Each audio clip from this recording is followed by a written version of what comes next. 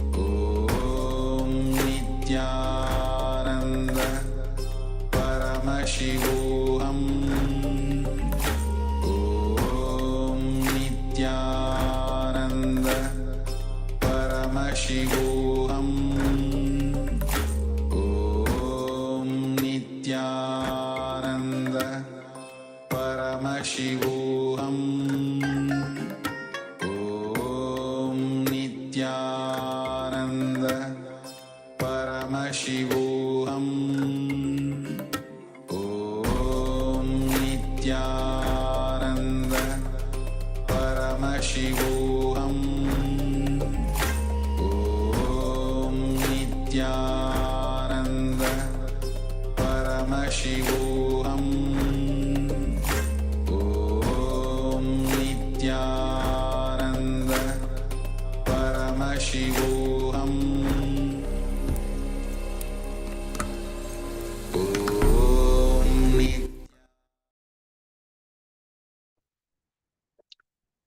Nithyananda, welcome back. We apologize and complete for the technical glitch. Now we'll be moving ahead with the with the sharing process. We'll be verifying the result of the power manifestation. Requesting all participants to untie your blindfolds so we can proceed with the verification process.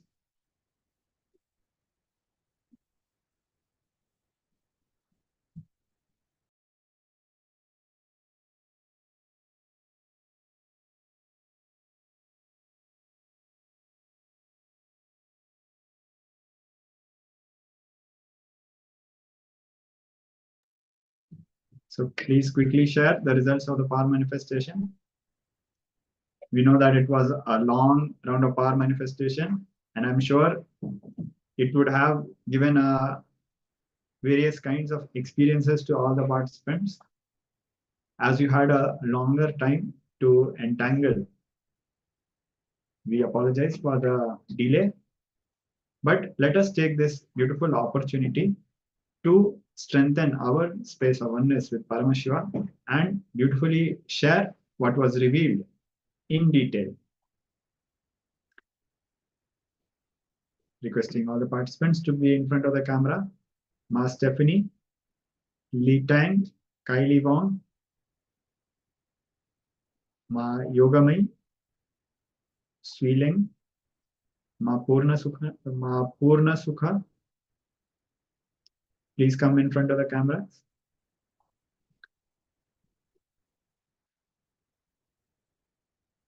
And in the meantime, we will be also moving ahead with another powerful revelation by the Supreme Pontiff of Hinduism.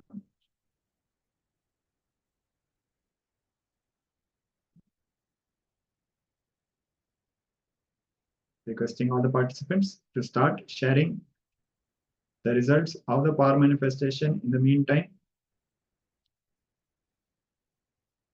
In the next segment, we will be moving on where the Supreme Pontiff of Hinduism will be sharing about the God particle, the unit of Paramashiva, Shakti, the God particle. So while all the participants share their results of the manifestation, let us move ahead with this powerful revelation. Yes, let's come back to the space of listening. Listen to the Supreme Pontiff of Hinduism.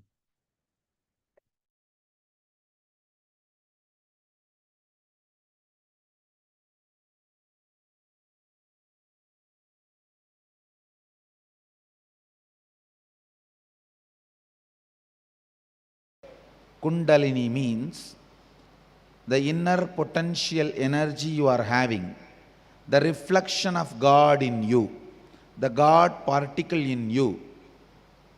You have two components. The man particle means your pattern, your fear, your anger, your desire, your laziness, your tiredness, all that.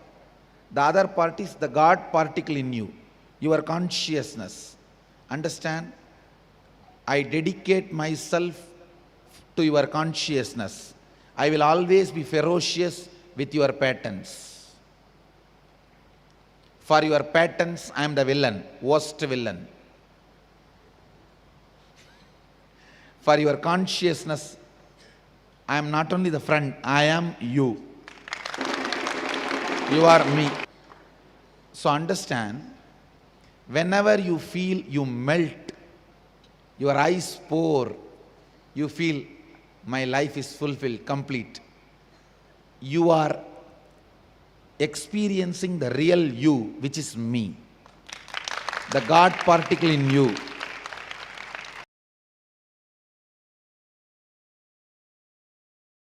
Please understand, there is a difference between circus and magic. In the young age, you may not know the difference because both are shows. In circus, the possibilities of the human muscles and human body is awakened. They will bend, roll in an unimaginable way, which you literally can't imagine. Where the possibilities are awakened. That's one example. See, even living with less food or no food, or ability to eat whatever you want and digest, all these are not powers, they are only possibilities. They are only possibilities, not powers. You need to know the difference.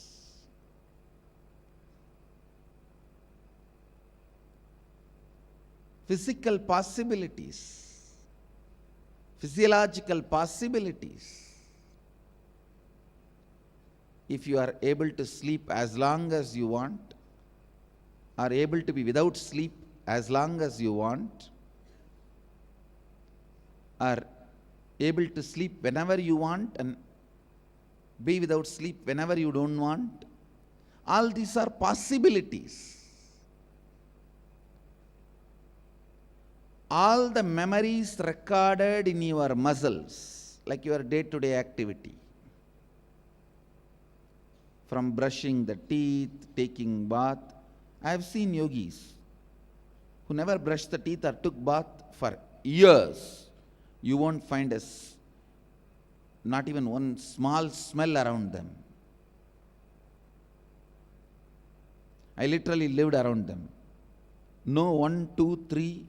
I have seen yogis. But even all this is only possibility, not power.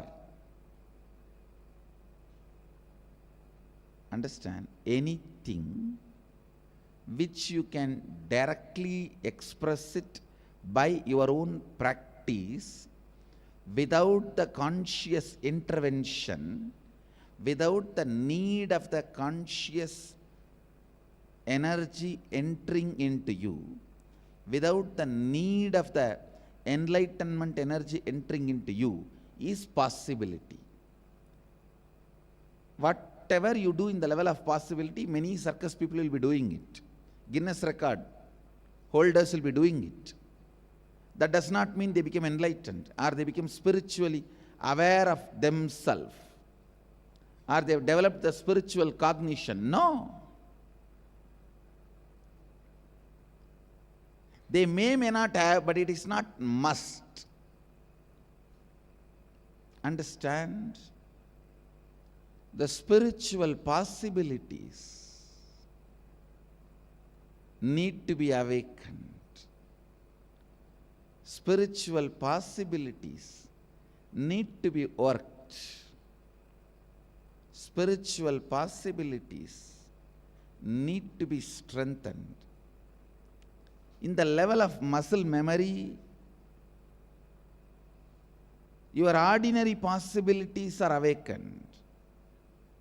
Same way, if you awaken the muscle memory and complete with all the unnecessary patterns and reprogram the way you want, you can jump unimaginable distance. You may be able to make your body heavy or light. All these are only possibilities.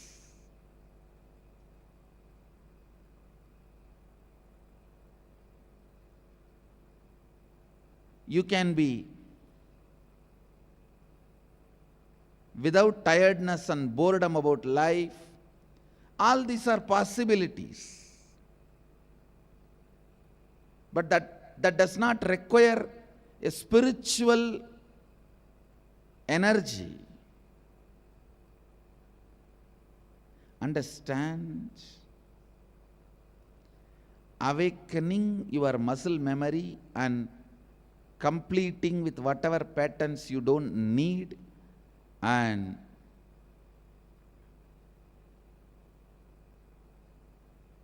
reprogramming the way you want awakens the multiple possibilities, because all your day-to-day activities get recorded in your muscle memory. All the knowledge, ideas, concepts required for you to run your day-to-day life gets recorded in your muscles. And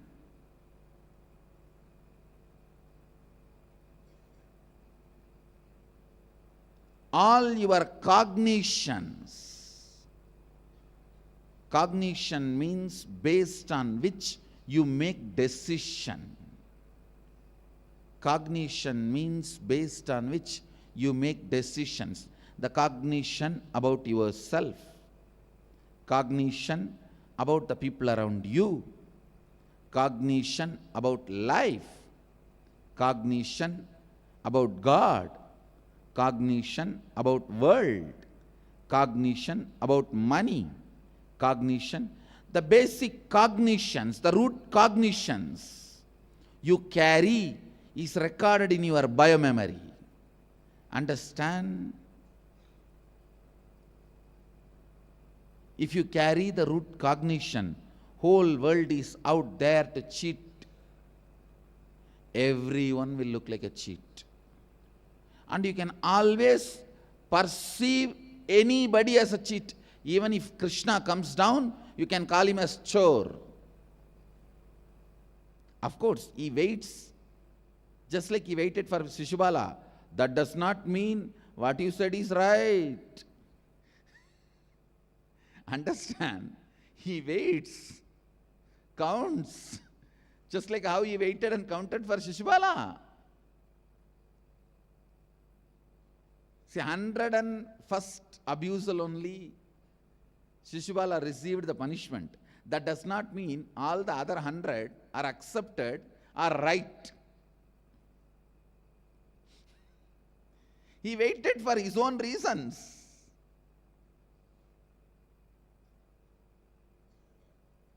That does not mean Shishubala is successful. Shishubala is right.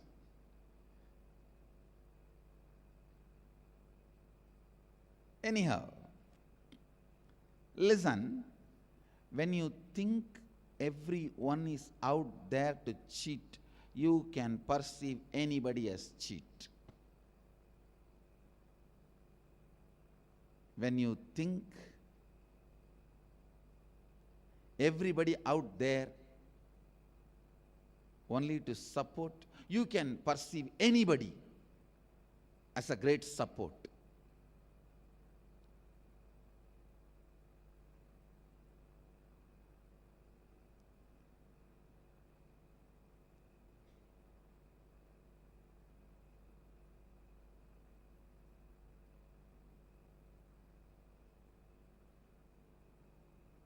I tell you,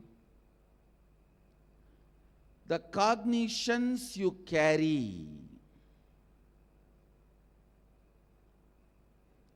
the cognitions you carry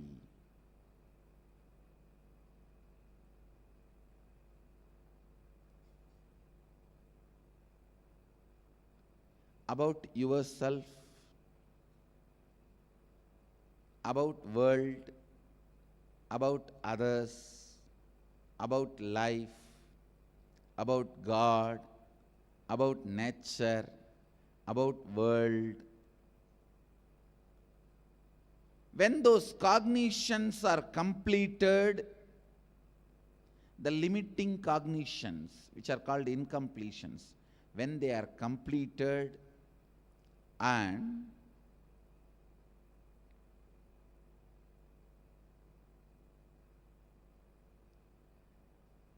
powerful cognitions are awakened, that expresses powers. Understand?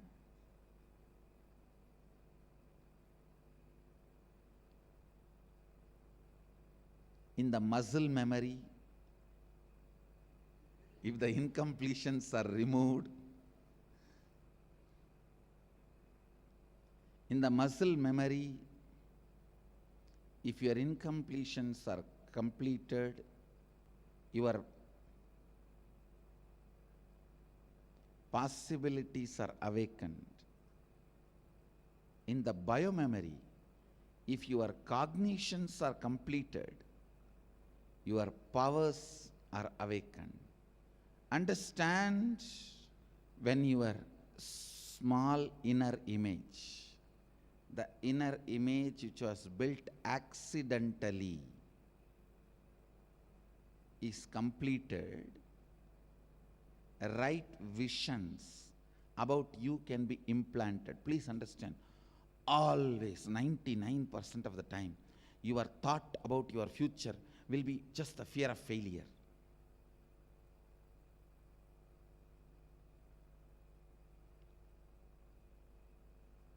Your plan, your vision about the future should be celebrating what you want as reality. That is only going to infuse energy, intensity for you to run. I'm going to be doing this. I'm going to be doing that. I'm going to making it happen.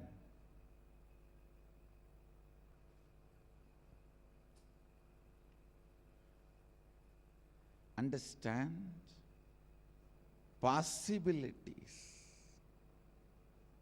Possibilities are different, the powers are different.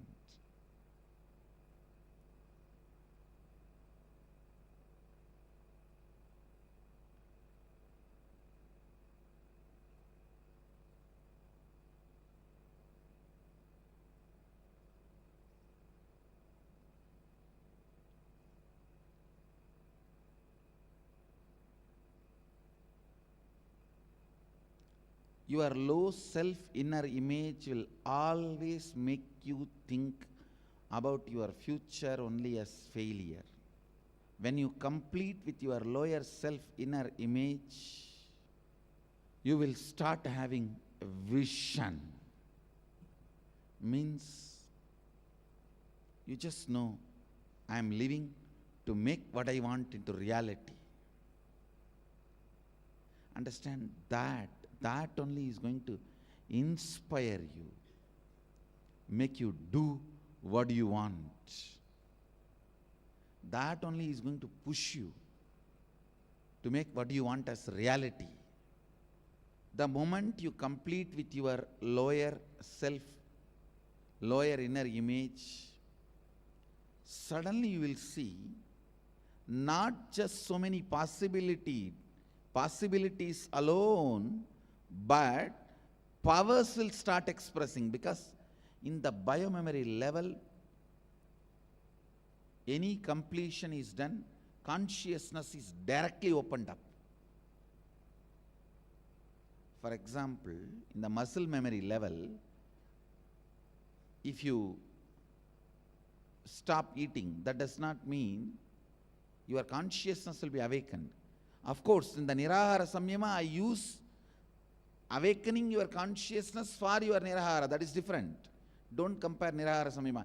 Any man ordinarily, there are many people in the platforms, because of poverty, they master the art, the body automatically masters. Only once a day they eat, but they survive. And whatever they get in the roadside, they eat, but they digest. That does not mean they are spiritually awakened. The possibility in muscle memory is awakened. And I have seen people sleeping in the platforms, railway platforms, and the city area platforms, It's not that they are spiritually awakened, but their possibility of muscle memory is awakened. Listen. When your biomemory is completed, naturally, directly, it works on consciousness. Multiple powers are expressed. Actually, you just need to complete with the cognition given to you in the young age accidentally that you can't read through third eye. Just you need to complete with that cognition. You will simply open your third eye and start reading. You will simply start doing it.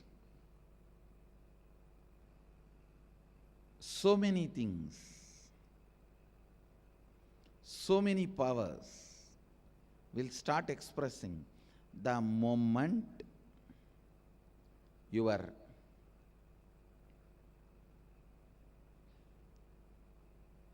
biomemory is awakened. The moment the biomemory is inspired, the moment the biomemory is vision is inspired. But even awakening your biomemory awakens only your possibilities. But awakening your bioenergy awakens the God particle in you.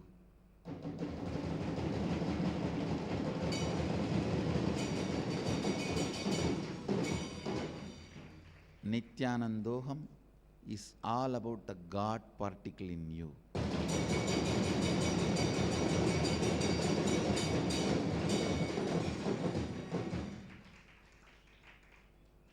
Awakening the God particle,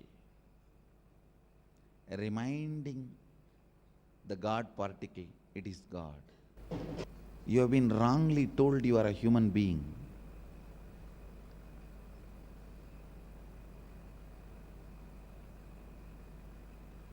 You have been wrongly introduced to you about you.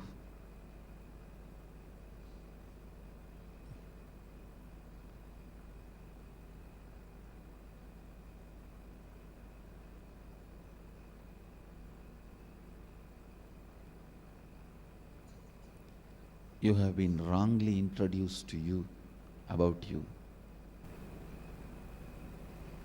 The way you wake up to you, the way the God particle wakes up to itself,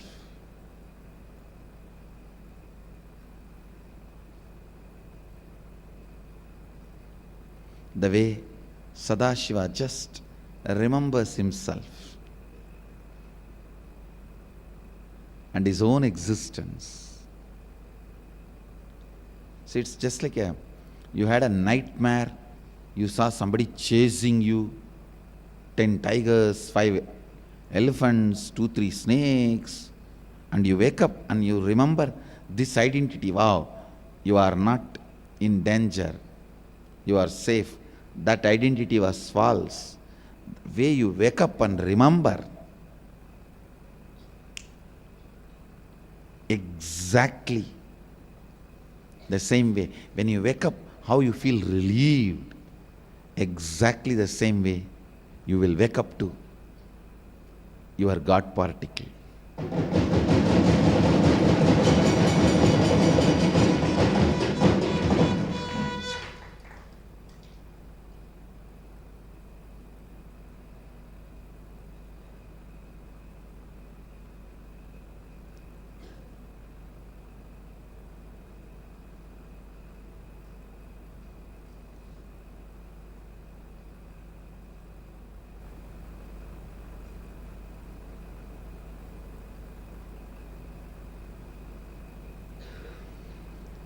Understand, when you wake up to the God particle, you won't tolerate even your own shortcomings. You won't tolerate even your own inefficiency. You won't tolerate even your own incompletions. That is life. The man who does not tolerate his own incompletion, his own limitations, his own inefficiency, is leader.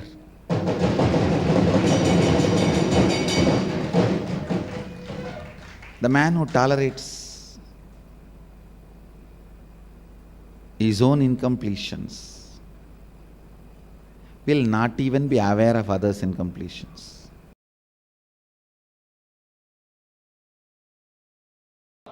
Listen.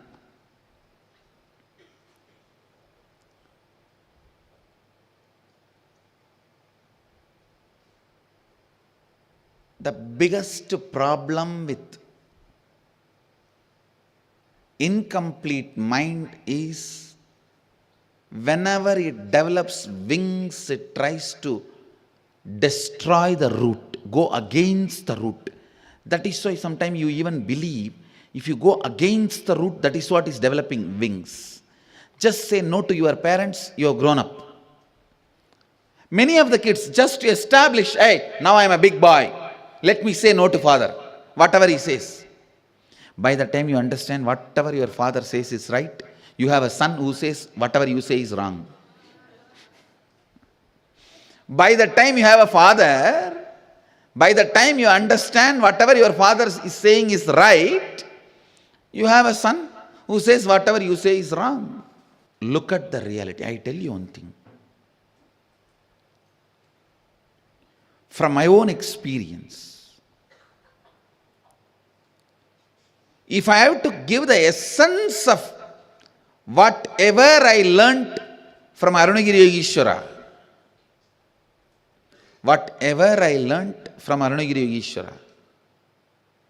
the essence is this: the more your mind raises,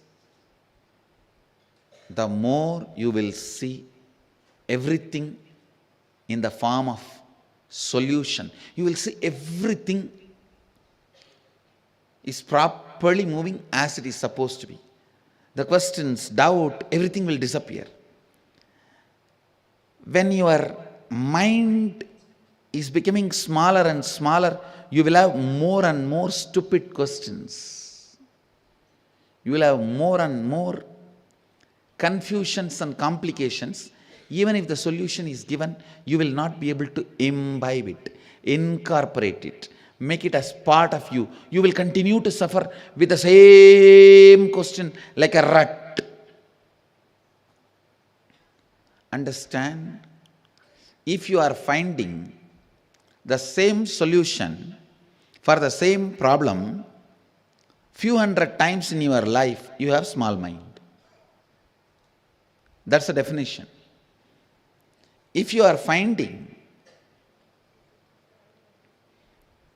the more and more zigzag puzzles falling in place, the paradoxes, more and more paradoxes are falling in place,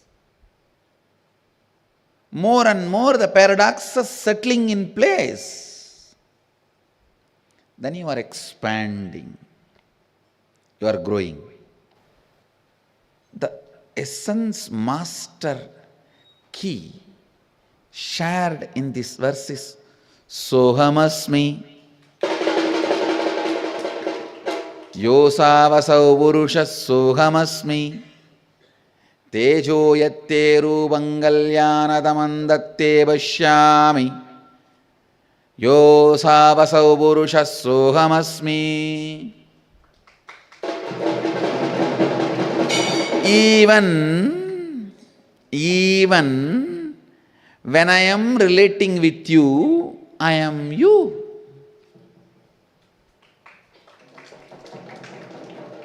I may be having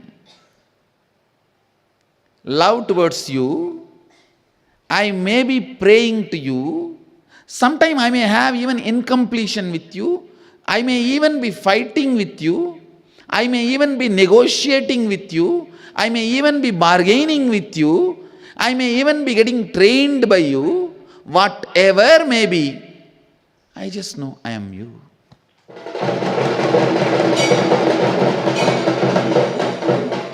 Sohamasmi.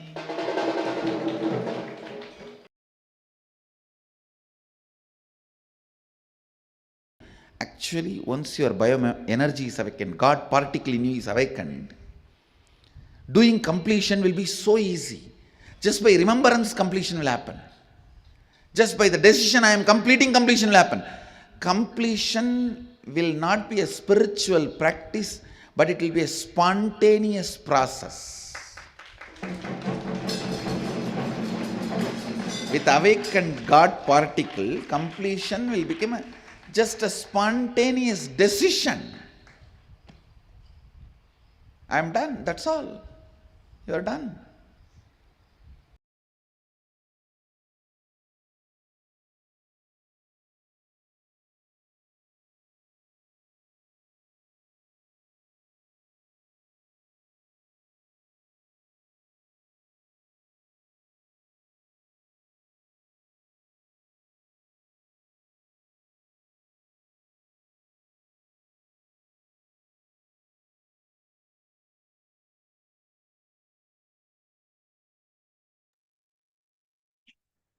Welcome back. We welcome all the participants and we apologize and complete for the technical issues we were facing. And also we complete for having to share the results of the power manifestation on the chat. So we have some beautiful sharings from the last power manifestation. Rajendra Ayya first saw Bhagwan Ganesha, then water painting, Swamiji, photo frame, sun, water. But finally he shared book and 320 number. If you see, there is no relation between this and the last thing where he shared the number 320. The number 2 is matching. The answer was 27 and he got one of the digits correct. Nowhere we mentioned in the previous round of power manifestation that we are going to project a number. But finally, after going through everything, Rajendra Ayya was able to tell that it is a number and he got one of the digits correct. So a round of applause for all the participants who participated and manifested. So now we'll be moving ahead with an internalization exercise.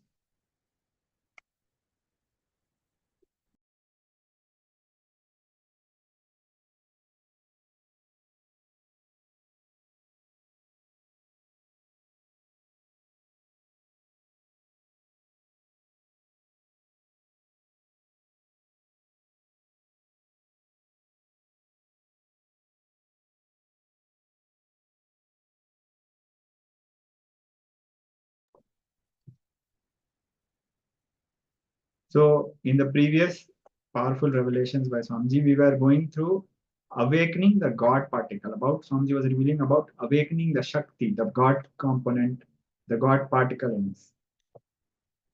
Now let us do a small internalization. Many times in life, we stumble upon a solution and then we forget it. And after some time, we stumble upon it again. If we are finding the same solution for the same problem a few hundred times, it means that what Swamiji is telling, we are having a small mind. But if we are finding more and more zigzag puzzles, every time we find a solution, it feels like we are completing a puzzle where each solution is fitting and the larger problem is getting solved. If you are feeling like that, the paradoxes of life are falling in place, then it means that we are expanding, we are heading ahead and we are growing.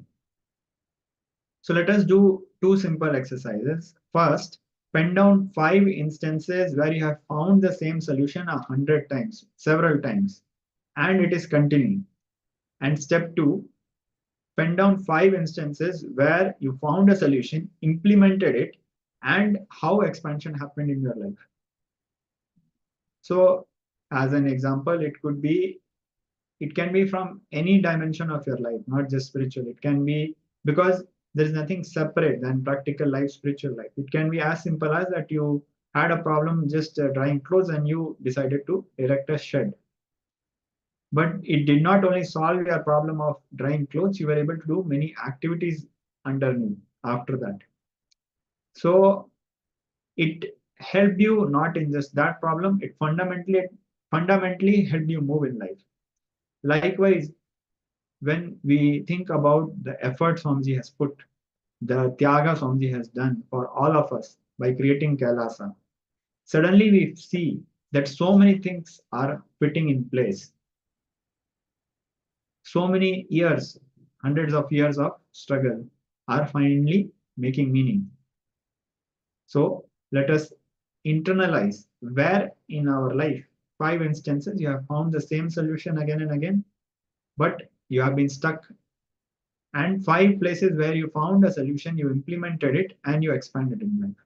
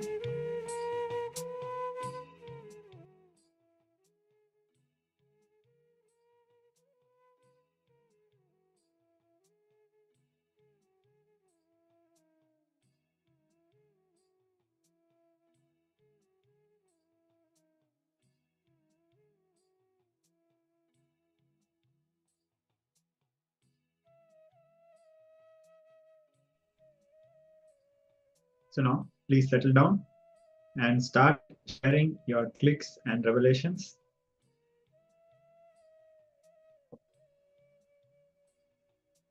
Requesting all the participants to start sharing your revelations from this internalization process. I'm sure many of us would have experienced many times. For example, for many people, it's a common problem that they do something out of anger and later they regret that they should have been more strategical at that time, or we need to be established in completion. We should not get carried away. We'll come back with the same solutions and then we'll be repeating the same pattern and being stuck in that vicious cycle. And many times you would have experienced the breakthrough. We did completion with a person, the right step, and suddenly many doors opened up. And then not only we reached completion with that person, we were able to find a real big support in life through that person. And we were able to expand. So like this, many of us would have experienced many times both the aspects of our life where we are stumbling upon the same solution, and sometimes when we are implementing actually the true spiritual solution, we are progressing in life, expanding in life step by step. So we request all the participants to share your clicks and powerful understandings from the previous exercise. And while all of us contemplate on these sacred truths, we'll also be moving into another round of power manifestation. So requesting all participants to grab your blindfolds and be ready for this round of power manifestation.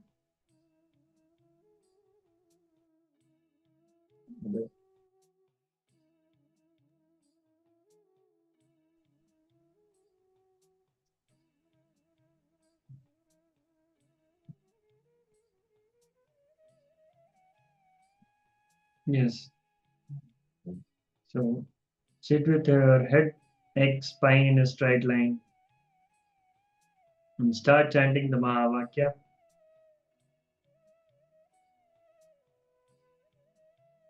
Keep your blindfold on.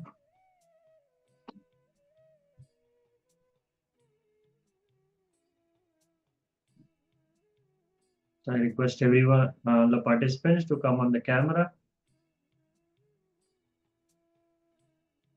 So now we are going to project the Paramashivoham.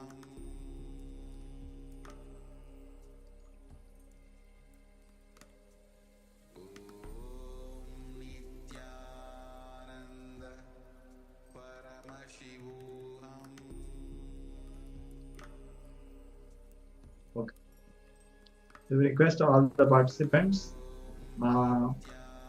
Uluxio, Lee Tang, Kylie Wong, Masweeling, Purna Sukhananda, all of you to come on the camera, tie your eye bands, Stephanie. So we are going to project the image. If you are unable to tie your or find your eye bands quickly, close your eyes and let's be ready for this round of power manifestation.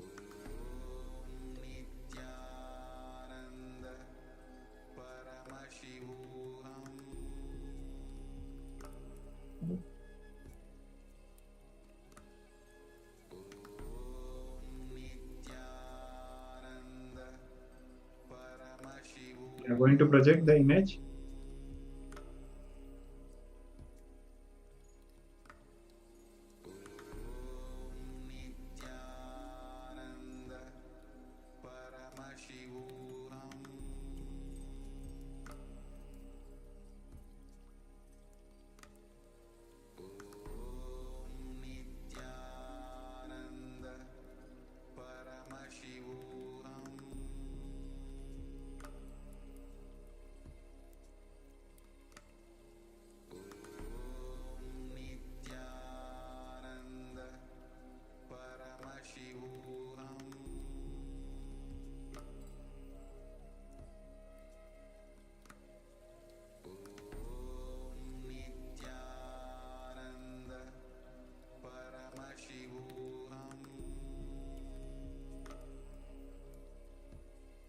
So now we have project. Connect with Swamiji and pray to Paramashiva, pray to Swamiji to show you what is being projected. Gently look through the third eye and at the same time continue chanting the Mahavakya intensely. We'll be giving you some time to manifest this power.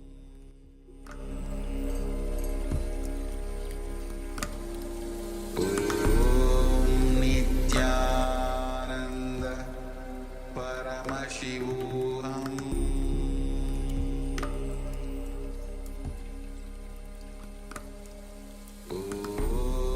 Nithyananda. Paramashivoham.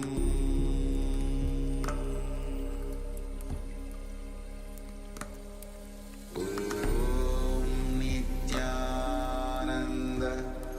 Paramashivoham.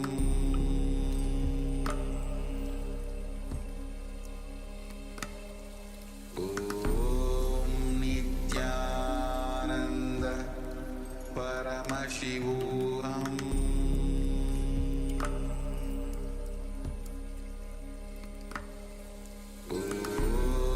Nithyananda. Paramashivoham.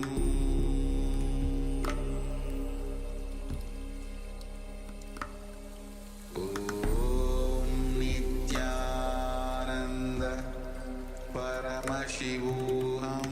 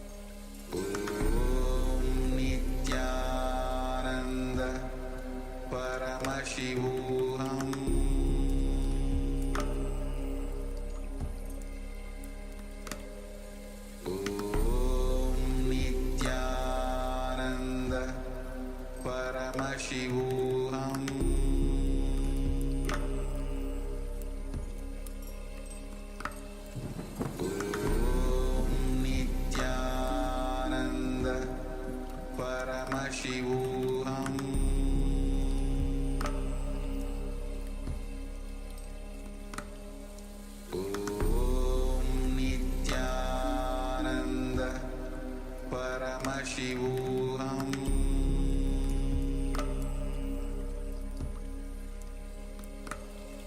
Om Nithyananda Paramashivoham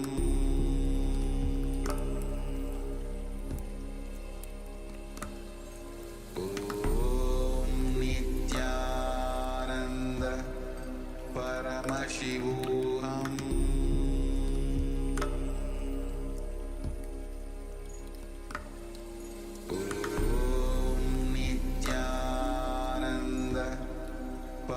Paramashivoham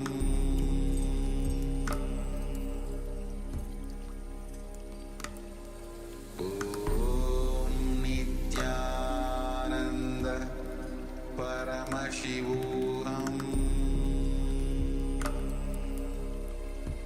Om Nithyananda Paramashivoham Paramashivoham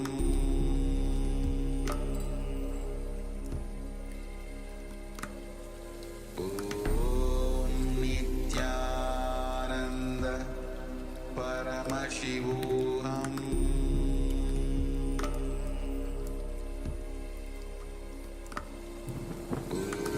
Om Nithyananda Paramashivoham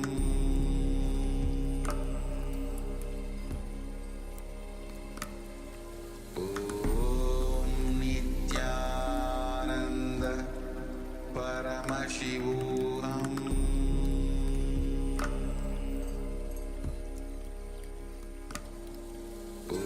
Om Nithyananda Paramashivoham Om Nithyananda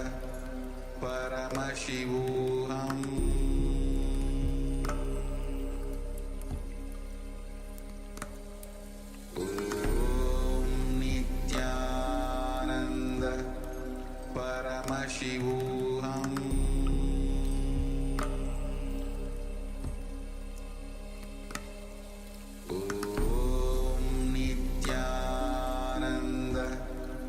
Paramashivoham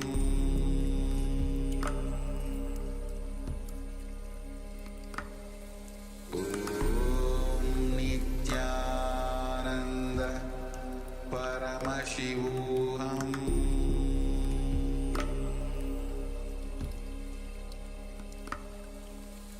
Om Nithyananda Paramashivoham Paramashivoham Om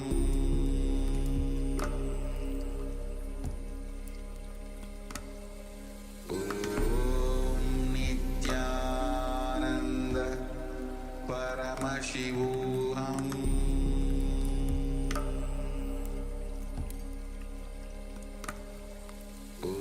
Om Nithyananda Paramashivoham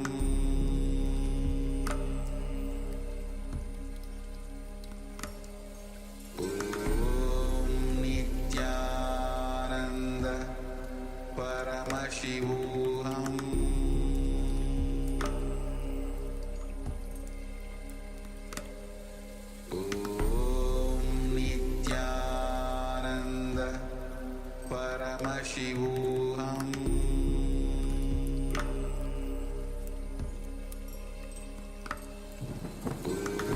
Om Nithyananda Paramashivoham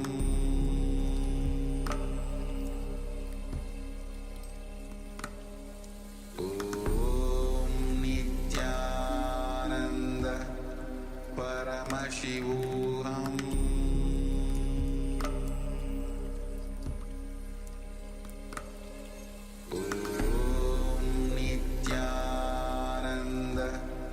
Paramashivoham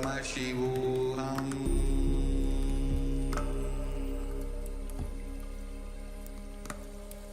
Om Nithyananda. Paramashivoham.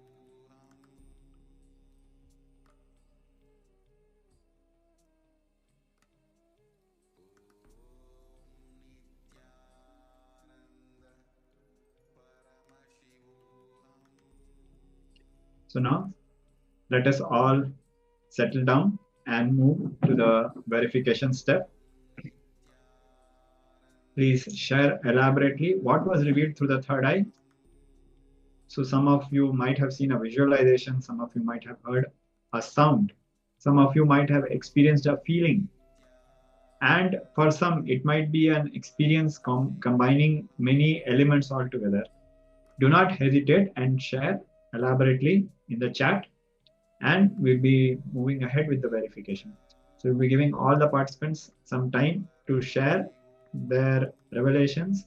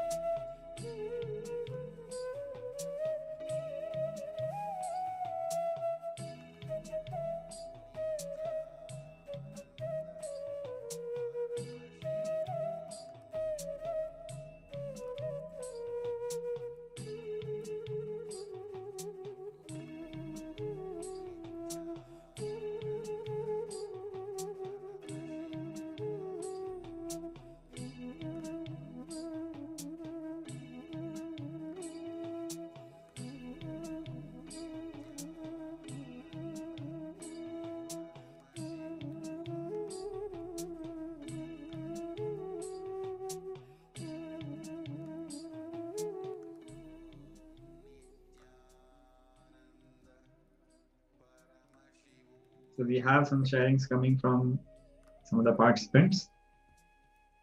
Ma Nitya Paramashakti is sharing circle, brown, blue, ocean, stone, and yellow. Yes, we'll be very shortly revealing, and I think many of the elements will be quite surprising. We are waiting for other participants to also start sharing.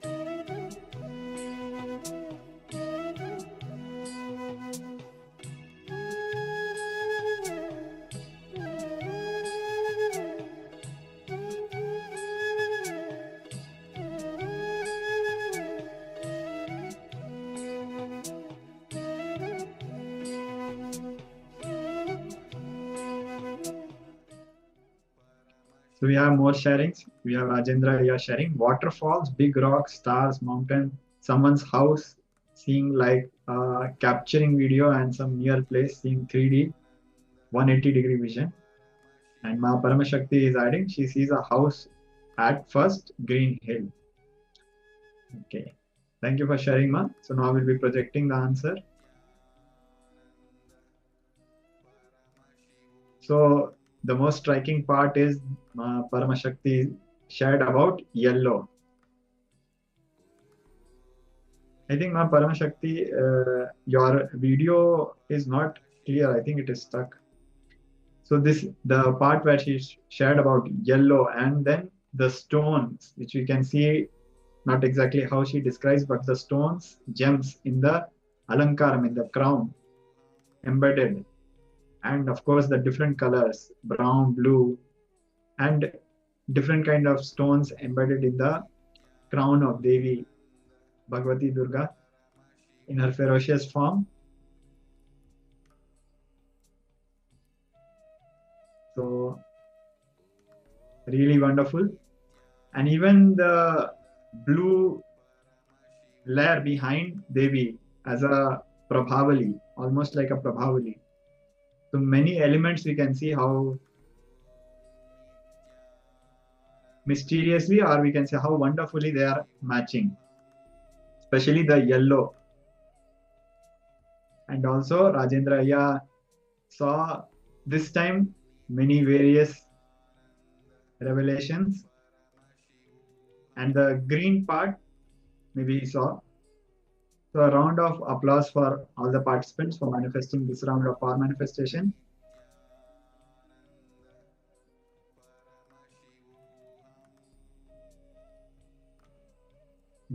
So now with this, let us move on to the next powerful revelation by the Supreme Point of Hinduism.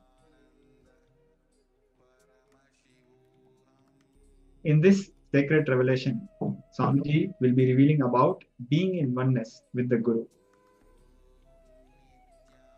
The only assurance and insurance that we have in this life is our connection with the Guru. Because everything is temporary, everything is ephemeral, everything comes and goes. Whether it be success, relationships, bank balance, it can be anything, you name it. The only eternal is the connection with the Guru. So now Swamiji will be revealing the sacred truths about being in oneness with the Guru. So now let us come to the space of listening and let's move on to receive these sacred revelations from Swamiji.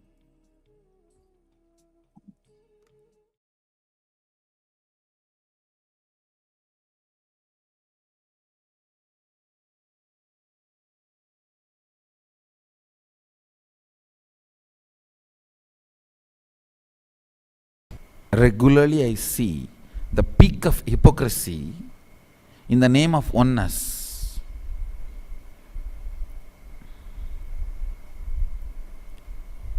And sometimes you blame the oneness. It's not working for me, Swamiji. Hey.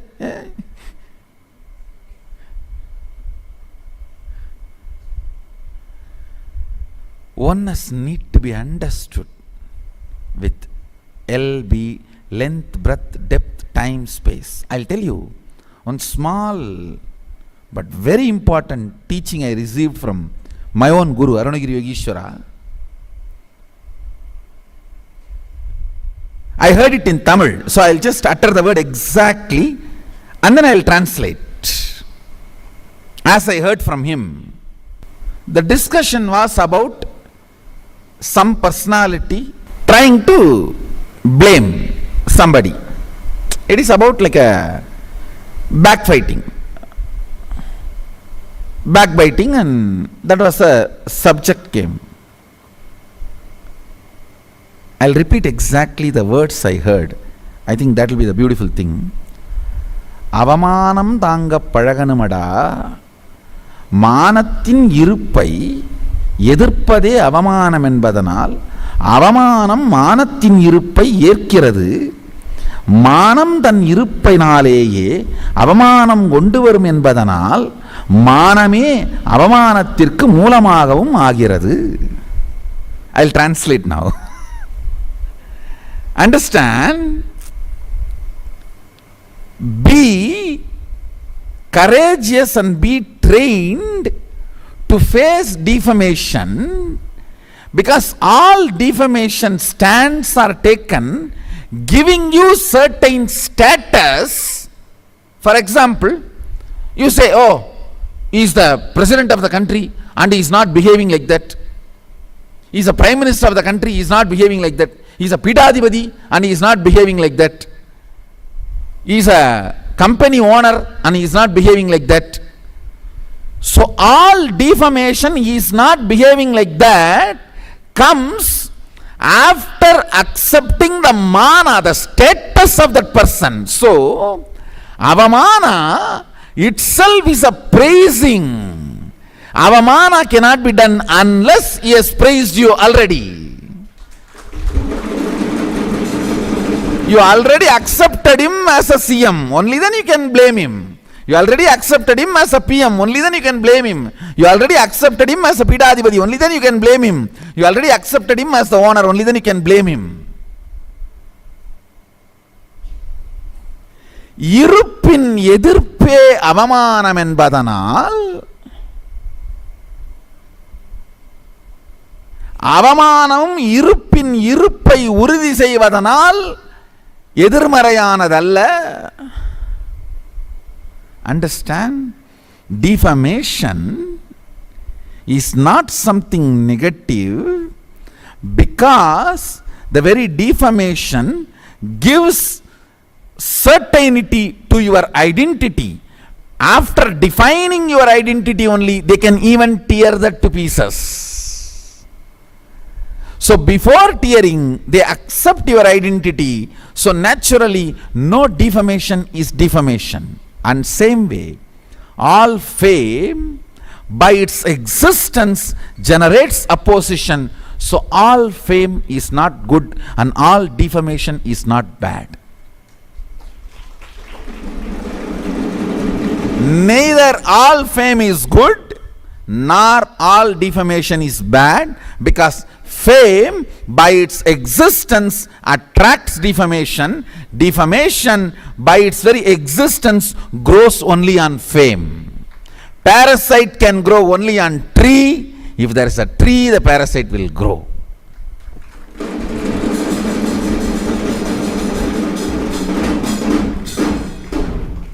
Oh God, I can never explain what happened to me at that time. Until now, no defamation touches me.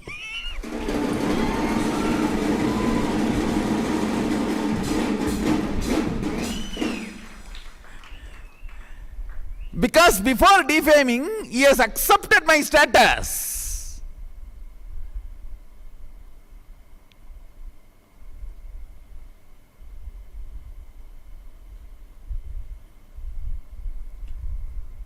He can't even penetrate my skin. He is only trying to tear the clothes I am wearing. He has accepted my stature and trying to tear the cloth I am wearing. So all defamation grows on the fame. And all the fame is the source for the defamation to grow. Parasite does not grow without a tree. If there is a tree, parasite will grow. How the fame and defamation are actually in oneness. If you see the source, it is in oneness. Every fellow who is trying to defame you is jealous of you.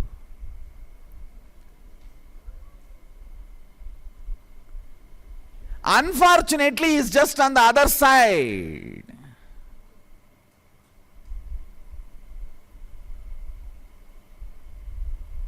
The number of people defaming you is number of people jealous of you.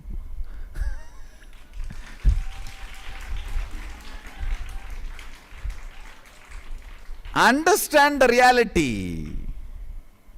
Understand the reality.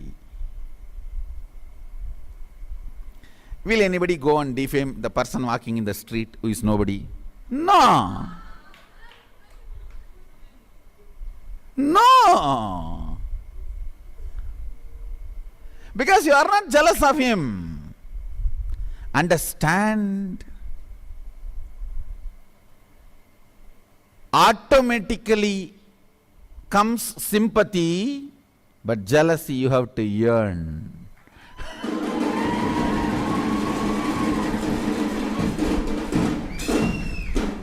Sympathy comes automatically.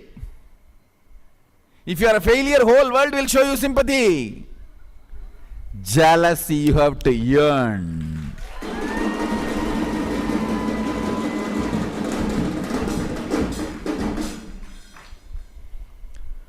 Look at every situation advaitically, in oneness. You will see everything happens is a victory. Everything happening is a victory. If you understand the complete 5 dimensions, length, breadth, depth, time, space of oneness, you will understand there is nothing called failure. It's only victory, victory, victory, or you make the problem redundant and irrelevant. Listen carefully. Listen carefully.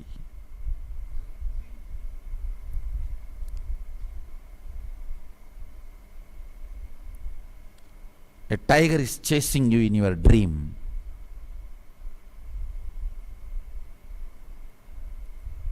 Suddenly you are seeing the road on which you are running ends and big cliff.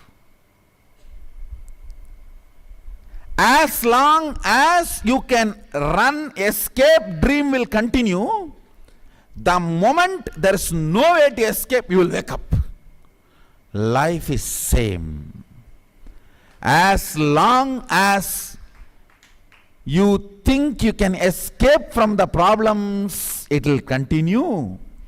When you know all doors are closed, you will wake up and understand, hey, whole thing is a dream.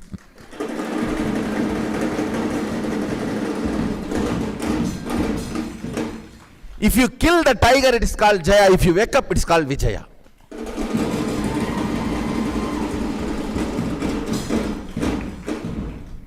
If you kill the tiger, it is Jaya. If you wake up, it is Vijaya. That is why I was telling, whatever happens, Vetri Namade.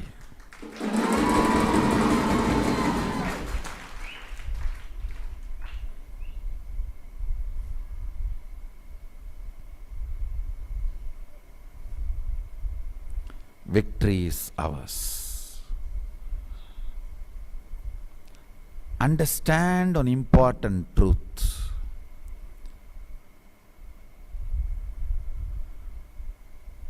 If you are still running, tiger is chasing its dream.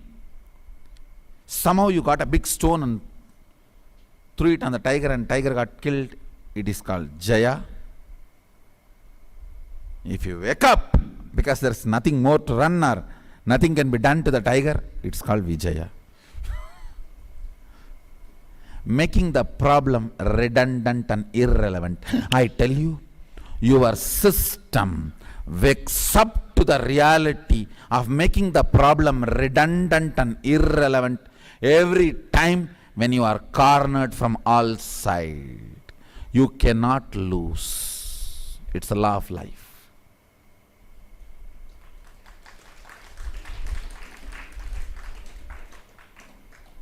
And your system does not wake up unless all corners are closed. You don't wake up, that's the truth. Only when you know or when you are made to understand all roads are closed, you wake up. Oh, all roads are closed. I am not a car, I am a flight.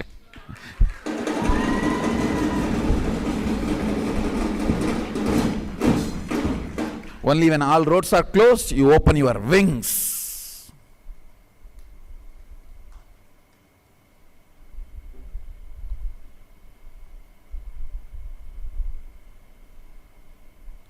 And make the problems irrelevant and redundant.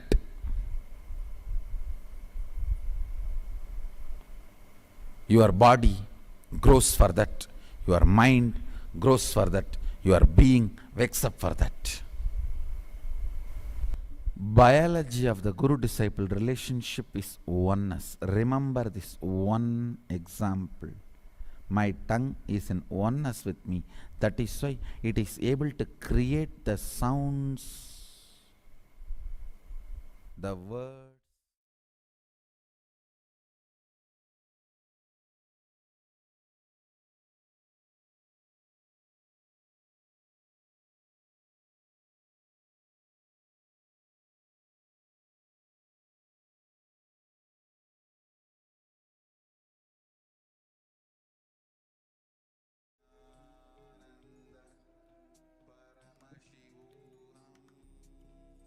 So now we are having to interrupt this powerful revelation as it is time for us to move on to darshan preparation. We'll be continuing after the darshan. So now let us move on to the most awaited and delightful part of Paramashivoham. We'll be moving ahead with darshan preparation. Let us all come to the space of listening to receive Swamiji with love and gratitude. We'll be transitioning to darshan preparation. Let us all prepare to receive Swamiji now. Right now, the climate crisis or the AI revolution you want to ask about, or do you want to ask about technology advancement, how the future of humanity is going to be, or you want to ask about the possibility of a dystopic future with AI, any of these questions that you have. You can post and request for these revelations also. Today, any questions that you have, you can post all of these questions and Devi Parashakti, Paramashiva Shakti, manifesting through Swamiji, will himself answer each of these questions. Any doubts, any questions that you have, or you want to know about some mysteries of the cosmos, like mystery about the Bermuda Triangle, or you want to know about some secret mysteries that are still not understood, all of these questions you can ask directly to Devi herself. And all the revelations, each of these truths, each of the sacred secrets that you want to know, Swamiji will be revealing and answering the question for all of us. So now, let us all get ready to receive the